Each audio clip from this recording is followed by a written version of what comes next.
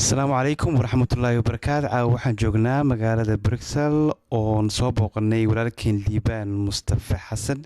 liibaan caawa halkan waxaana la joogaa marti ka timiday dalka ingiriiska oo ay soo wakiisheen ururka samafalka ee loo yaqaan Samason Relief.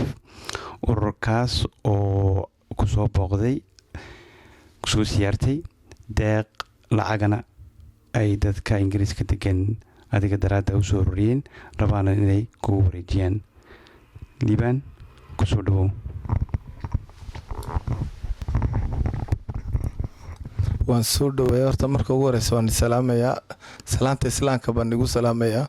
asalaamu calaykum waraxmatullaahi wabarakaatu. bacda salaanta aad iyo aad baan igu mahadnaqayaa imaashihiinii aad ii mateen, gargaarka aad muujiseen iyo hiilka aad muujiseen. waan nii mahadnaqayaa intiinii imatay halkan oo maaragtay ugu horeeyo maxamed qayaad, macalinkaygii muumin xuseen, fadxi weeca, bismillaahi raxmaani raxiim, iyo intii kaleba moogtahay dhammaan waa aad iyo aad baan ugu mahadnaqayaa. intii kale laga imid ee Samason Relief ku jirtay soo wakiishay intan maanta ila joogtana mahadnaq baan u jeedinayaa.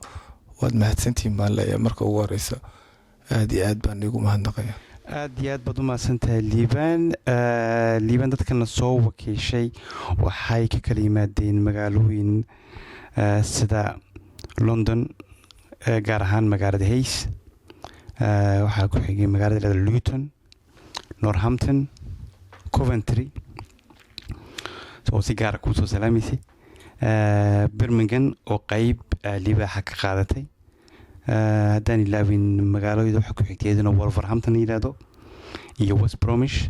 dadkaasoo dhan waa dad TV-ga un ka arkay, reer Djibouti, reer Soomaaliya, muslimiin, dadka halkaas inta halkaa degan oo dhan baa adiga daraadda ku dadaalaysay. intaasoo dhan baa kusoo duceynaysay, kusoo salaamaysay. dhammaantiin waa nii wala duceynayaa.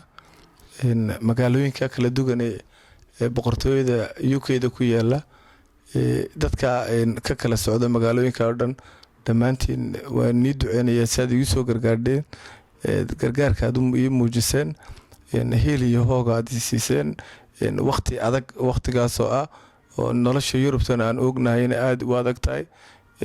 ta kale aan ognahay moogtahay waqtigii sumarka lagu jiray, waqtiga dhubta ay gu dhacday oo baraf ay jireen, waqti barafa dadka barafka ay dhex maray waqtigaas, maaragtay waqtigoogii iyo maalkoogii bay siiyey. waan nii mahadnaqayaa. allaha niga jazaayidsiiyana waxaan odhan lahaa janno wax ka fiican oo laisugu duceeyo ma jirto. jannaan igu duceynayaa. waad mahadsantahay liibaan. dadka badyaa su-aasha ayna weydiiyaan ama su-aalaha ayna weydiiyaan waxaa ugu muhiimsan inta qusaysa caafimaadkaaga. dadku waxayna weydiiyaan rajo muu leeyahay, indhaysiinbuu dib maa loogu soo celinayaa, gormee buu dhoofi doonaa, halkee buu tegi doonaa. waxay maqleen qaarkood inay China ay kugu maqan yihiin, qaar Mareykanka kugu maqan yihiin. marka waxay rabaan caafimaadkaaga inay halkaa kala socdaan. bal intaas maxaad liibaan nooga warrami karaysa? haddaan xala caafimaadkayga u soo noqdo, horta waxaan weli aanba hore u dhicin, aanba dhaqan aan u lahayn baa dhacday. waxa weeyaan dhibtan aad arkaysiin baa dhacday. indhaha maanta aan ku waayay dhaayahaygii. horta dee taasina ilaahay baa qadaray baan odhan karaya. si guud ana u hadlaya qadar de intaan caloosha hooyadii ku sugnaa bay tani ay qornayd. haddaba waxa weeyaan liibaan indhihii dib muu heli doonaa oo dadka muu arki doonaa, amba siduu markii hore iftiinka u arkayay dib muu arki doonaa. waxaan odhan lahaa horta marka ugu horeysa qacmaha ilaahay bay ku jirtaa.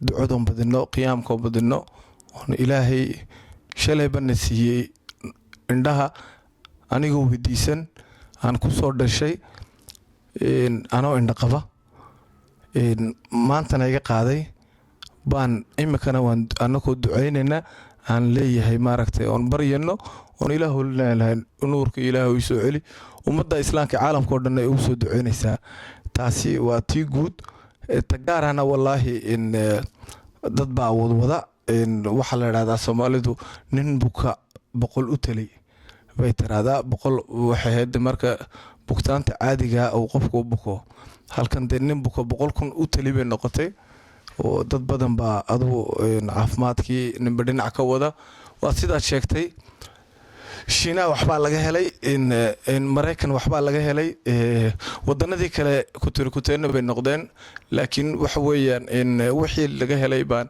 haddana way sii kala habboon yihiin aan haddana isku sii taxluujinay dalkaas maraykanka ayaan awoodeennii aan saarnay oo la odhan karayo waa wadanka ama qaaradda ugu weyn ee caalamka ee teknolojiyaddu sayniska amba caafimaadku uu ka horumaray iyagiyo shiinaha taasaan isku taxluujinay marka taa kadib maanta waxaa la helay aan odhan karayo aan hor fadhiyo muraayad aragtidii wax yar kuu soo celisa oo maaragtay oo qalliin u baahnayn yaan maanta haysanaa oon maalintii waqtigii doonno aan u bixi karaynaa muraayadaasoo nuurkii wax yar oo gabaabsiya kuu soo celinaysa mid kale baan helle oo kuu soo celinaysaa 10% oo taasi connection u baahan xididka nuurka lagu soo tallaalo tallaalkaas oo xididka nuurka laga tallaalayo oo kamarad lagu xidhi doono taas baa maaragtay aan imika aan daba soconnaa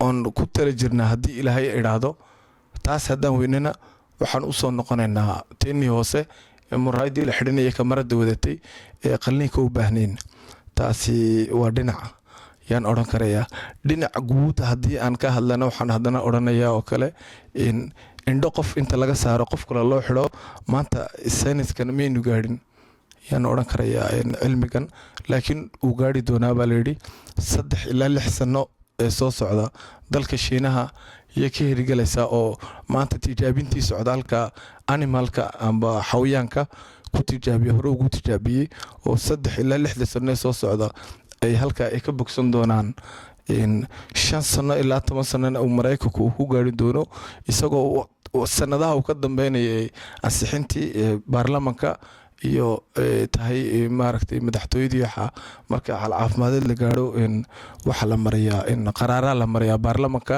senaaga iyo waxa taas baan maaragtay iyadna tii guud ee rajo dheer la gaari doono bari maalin kamida liibaan laga yaabaa hadduu ilaahay u awoodo wadawadiisa dhakhtarada ugu soo dhiibo tii ku meel gaadhkana tan baan kusii gaadhaynaa ta kale guudna waa sanadaha kadib waxaan ka rajo qabnaa ina sidaad u arkarsiin eed aniga maanta ii arkaysiin inaan nii arko yaan insha allah haddii ilaahay idhaahdo ka rajo qabnaa hadduu ilaahay uu qorin waxa dhacda dhakhaatiirta inay wax kasta isku dayaan inay sameeyaan oo halka ilaahay ka qornayn hataa haddii ka qornayn ilaahay baan weydiisanayaa ina maaragtay janno wax ka fiican ma jirtay oo jannada indhaha ku kala furo taasaan ka rajo qaba haddii ilaahay idhaahdo si kastuu ilaahay keenana waan ku kalsoonahay waan ku samaraynaana waxa weeyaan dadkan waxaan ku odhanayaa ku samara waxaan dhacay oo maaragtay calool adeeg ayaan leenahay waxaa ilaahay baa qoray waad mahadsantihiin bulshaweynta soomaaliyeed ee dalka UK aad iyo aad baan igu mahadnaqayaa raxan TV na waa u mahadnaqayaa uu diiriya hogaaminayo iyo walaalkiisa kale la socda ee Zakariya Xaddi labadiinaba waxaan leeyahay mahadnaq gaara والسلام عليكم ورحمة الله وبركاته.